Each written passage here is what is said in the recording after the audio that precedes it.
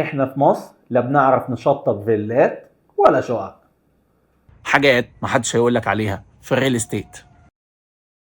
في الفترة الأخيرة طلع علينا المستثمر الكبير ومسؤول شركة إعمار بتصريح ناري: ما تشتريش عقار إلا إذا كان متشطب بالكامل. فتعالوا نشوف إيه ميزة إن أنا أشتري عقار متشطب. أول حاجة التكلفة. لو فكرت أشتري عقار نص تشطيب أو كورة مشل يعني طوب أحمر واستلمته مثلا بعد سنة من النهاردة، هبقى مطالب بتوفير ميزانية كبيرة للتشطيب في فترة قصيرة وكلها كاش. أقل متر تشطيب النهاردة ب 4000 جنيه، سواء مع مهندس تشطيبات أو مع متخصصين في كل بند من التشطيب. وحتى لو قدرت إن أنا أقسط الفلوس دي فهتبقى على مدة صغيرة، على عكس إن أشتري عقار متشطب من المطور وقسط فلوس التشطيب على مدة السداد كلها، سواء 10 سنين أو أكتر، من غير ما اضطر ان انا ادفعهم كلهم مره واحده از بالك. تاني حاجه وهي راحه البال. كم مره كنت قاعد في شقتك متضايق ومتعصب من صداع التشطيبات بتاع شقه جارك اللي جنبك، وعمال نازله وطالعه وتكسير وهربده،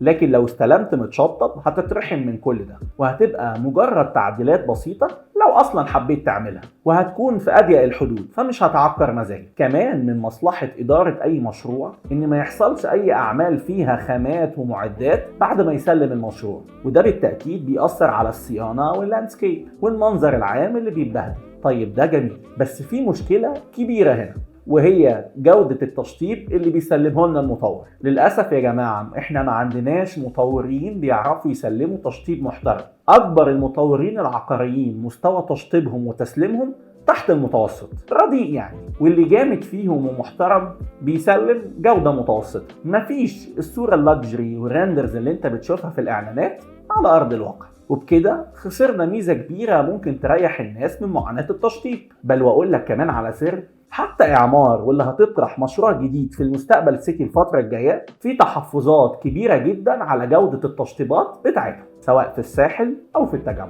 فمن وجهة نظري أنا أتمنى إن كل المطورين في مصر يسلموا متشطب، وإن كلام العبار يبقى حقيقة، ولكن ده مش هيحصل ويبقى واقع إلا إذا رفعنا جودة وشكل التشطيبات في المشاريع عند المطورين العقاريين، وإلا كده يبقى حل النص تشطيب واللي مش متشطب هيبقى أفضل، رغم الصداع والهيدك بتاعها، لأنها هتدينا حلول أفضل نقدر نعملها بإيدينا في بيوتنا المستقبلية في موضوع التشطيب. ولو عايز نصيحة عقارية أو عندك تجربة في موضوع التشطيب اكتب لنا في الكومنتس أو كلمني. مصطفى سمير، ريل استيت ايجنت.